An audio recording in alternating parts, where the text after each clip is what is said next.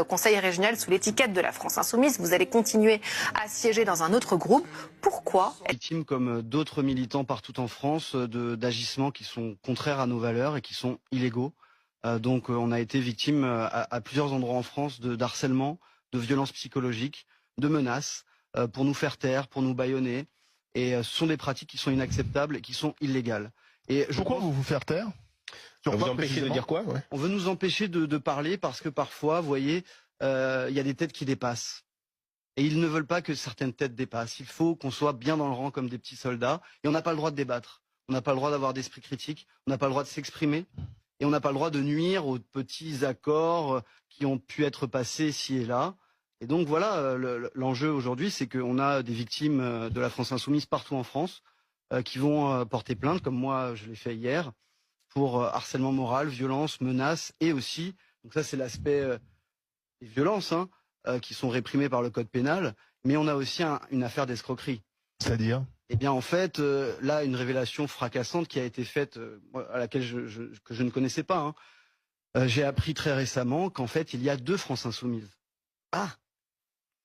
Juridiquement, il y a deux associations. Il y a l'association de droit, déclarée en préfecture, qui comporte 3 adhérents, Manuel Bompard, Mathilde Panot, Maxime Charpentier, et qui contrôle tout en fait, qui contrôle les finances, qui reçoit les subventions publiques, qui donne les candidatures, qui est rattaché à la CNCCFP, la commission de contrôle des comptes de campagne.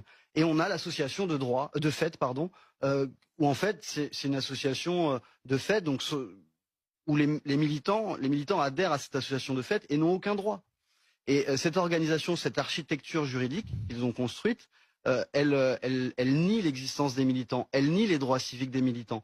Et c'est extrêmement grave parce que, en fait, les militants ne le savent pas. Les gens se font avoir parce que quand on va sur le site de la France Insoumise, on s'enregistre en pensant qu'on adhère à la France Insoumise, l'association, le parti politique.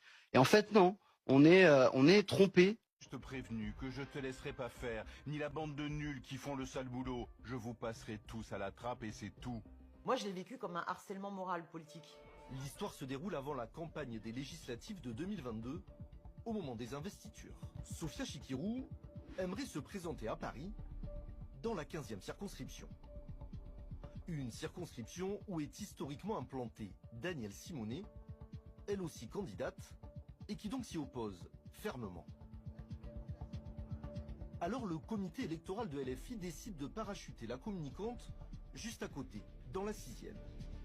Problème, cette fois ce sont les militants du secteur qui refusent sa venue. Danielle Simonet est alors accusée par Jean-Luc Mélenchon